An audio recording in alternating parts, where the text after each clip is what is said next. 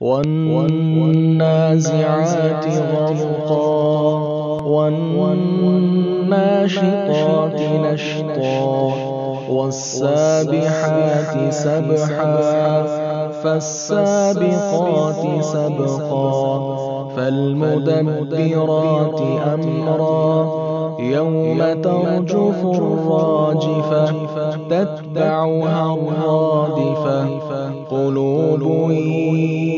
يومئذ واجفة أبصارها خاشعة يقولون أئنا لمردودون في الحافرة أئذا كنا عظاما نخرة قالوا تلك إذا كرة خاسرة فإنما هي زجرة واحدة فإذا هم بالساهرة هل أتاك حديث موسى إذ ناداه ربه بالوادي المقدس طوى اذهب إلى فرعون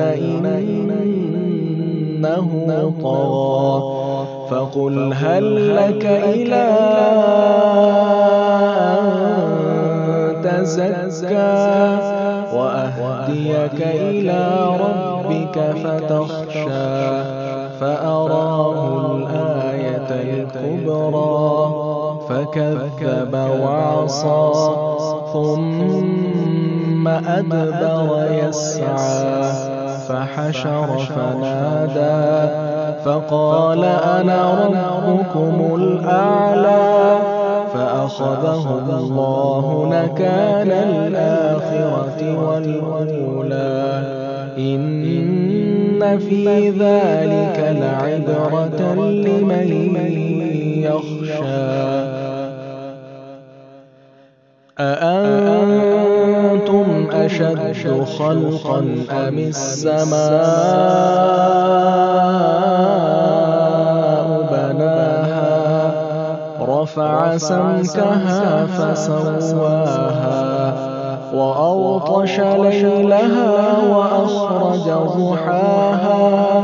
والأرض بعد ذلك دحاها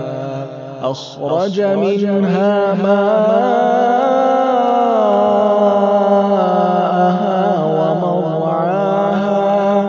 والجبال أرساها متاعا لكم ولأنعامكم فإذا جاءت الطامة الكبرى يوم يتذكر الإنسان ما سعى وبرزت الجحيم لمن يرى فأما من طغى وآثر الحياة الدنيا فإن الجحيم هي المأوى وأما من خاف مقام ربه ونهى النفس عن الهوى فإن الجنة هي المأوى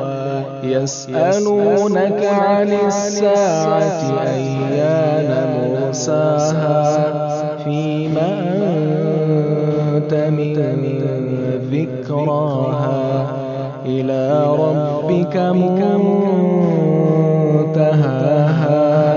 إنما أنت منذر من يخشاها كأنهم يوم يرونها